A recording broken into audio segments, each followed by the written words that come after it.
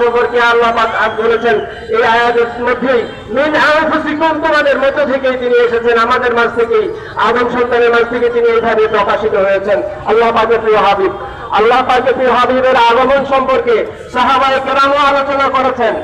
হযরত হাসান বিন সাবিত রাদিয়াল্লাহু তাআলা আনহু জন্য রাসূল সাল্লাল্লাহু আলাইহি ওয়াসাল্লাম মসজিদে মিম্বর নির্মাণ করেছেন রাসূলের পাকের মিলাদ এবং তার শান সিফাত আলোচনার জন্য, যে তার নমুনা হিসেবে আজকে এখানে মঞ্চ করা হয়েছে।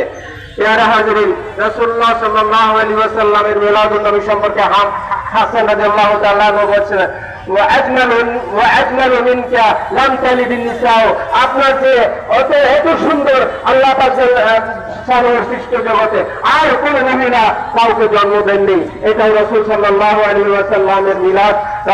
হাসান রাদিয়াল্লাহু তাআলা এই কথার শেষের অংশে হচ্ছে যে আর এর চেয়ে আপনার চেয়ে বেশি সুন্দর, আপনাকে এমন সুন্দর করে সৃষ্টি করে আপনি যেমনটা চেয়েছেন আপনাকে তেমনটাই সৃষ্টি করা হয়েছে।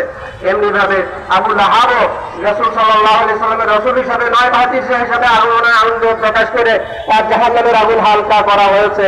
এমনি ভাবে যারা ঈমান এনে ইশকে নবী নিয়ে যারা আজকে মিলাদুন নবী উদযাপন করছে তাদের কত বড় নিয়ামত থাকতে পারে। অতএব সংক্ষিপ্ত সময়ে আর বেশি বলার সুযোগ নেই। আল্লাহ পাক আমাদেরকে বুঝবার, সকলকে বুঝবার তৌফিক এনায়েত করেন এবং মিলাদুন নবী উদযাপন করার তৌফিক এনায়েত করেন। আমিন। আসসালামু আলাইকুম ওয়া রাহমাতুল্লাহি ওয়া বারাকাতুহু।